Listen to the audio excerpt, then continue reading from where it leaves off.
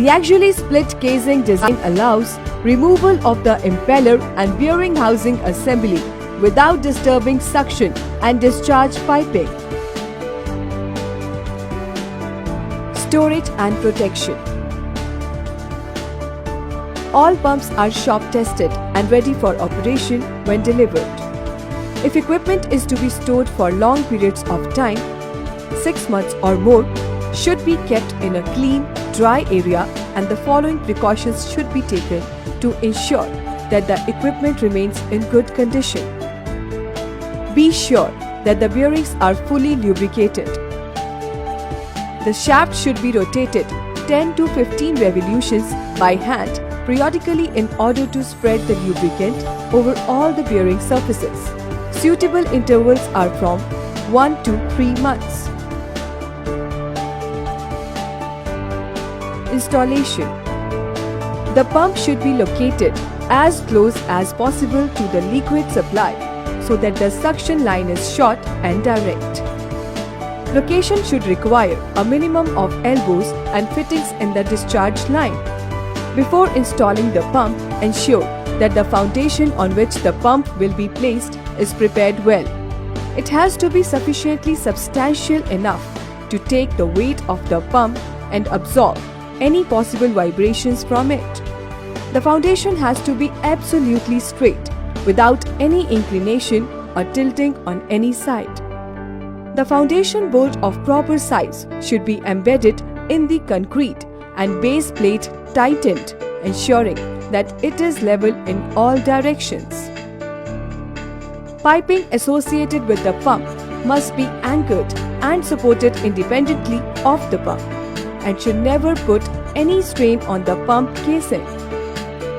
When the pipes are not supported, their weight is borne by the pump casing and may cause them to crack or deflect.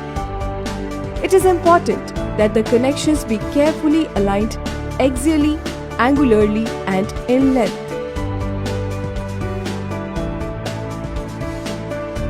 Suction piping in case of static suction lift condition, negative suction. The piping run and the connection fittings should be properly aligned and supported separately. The elbow should be of long radius type. All suction piping must be airtight. The suction pipe should be sized to ensure the liquid velocity of not more than 2 meters per second. All suction pipes should have a continuous rise to the pump suction inlet. 6 mm per 100 mm slope is recommended. The recommended suction pipe size should be at least 1 commercial size larger than opening of the pump inlet. No isolation valve is recommended. There should be a tapping provided for installing a vacuum gauge in suction line. The reducer joining the straight length of the pipe in the pump line should be an eccentric reducer, with the inclined side of the reducer as the bottom side. The straight length of the pipe after the eccentric reducer should be 2 times of the pipe diameter. The suction strainer must be at least 4 times the suction pipe area, and the mesh sides should screen out solid particles that could clog the impeller. The minimum depth of submergence of the strainer should be at least 4 times the pipe diameter measured from upper row of holes of strainer. The distance between the bottom of strainer and the floor of the tank should be considered as 2 times of pipe diameters. A stream of liquid falling into the pump near the intake pipe will turn air into the liquid. The supply line should extend down into the liquid. A short elbow should never to bolt directly to the pump's suction nozzle. The disturbance in the flow caused by the sharp bend so near the pump inlet may result in noisy operation, loss in efficiency and capacity, and heavy end thrust. If separate suction lines cannot be used for each pump, then a tapering header with Y branches should be used. A straight branch header should never be used.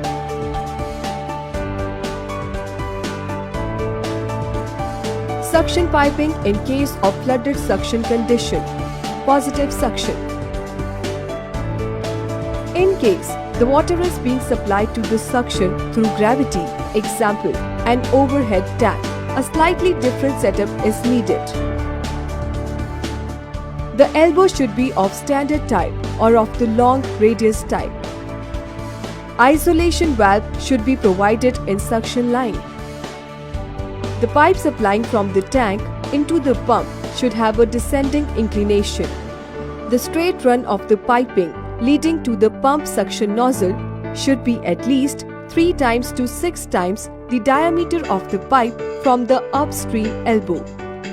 The suction pipe should be sized to ensure a liquid velocity of not more than 3 meters per second. There should be a tapping provided for installing a pressure gauge in suction line. The reducer joining the straight length of the pipe in the pump line should be an eccentric reducer with the inclined side of the reducer as the top side. Stuffing box seal connections are usually made from the top of the pump casing. If the liquid being pumped is unsuitable for sealing, then it is preferable to bring fresh, cool water to seal connections from an outside source. Centrifugal separators or other filters may be used to remove abrasive particles from the liquid being pumped if an outside source is not available. Description of the discharge pipe. The piping run and the connection fittings should be properly aligned and supported separately, reduce strain on the pump casing. There should be a pressure tapping as close to the pump outlet and before the isolation valve as possible to measure the pump shutoff head. Concentric reducers are installed in the discharge pipe to minimize friction losses.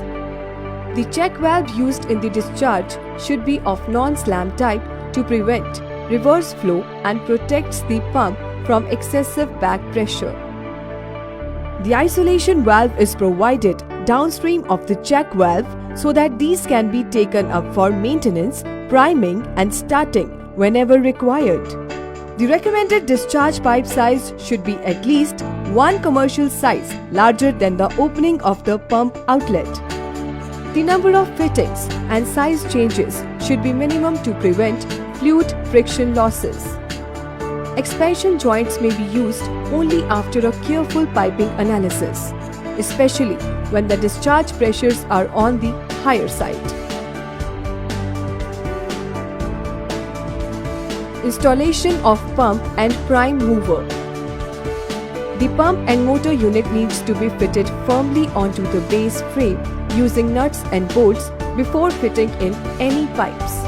It is essential to confirm the distance between the shaft ends.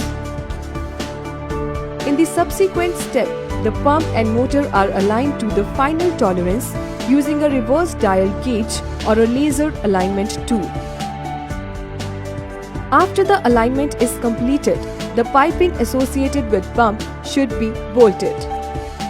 Once this is completed, the alignment should be rechecked and similar readings should be obtained.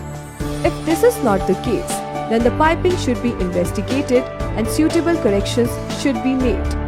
If this is left unattended, it can cause stress on the pump casing. Misalignment may be the cause of noisy pump operation, vibration, premature bearing failure, or excessive coupling wear. Once the pump and motor have been coupled, test the movement manually by rotating it by hand to see if it is rotating smoothly.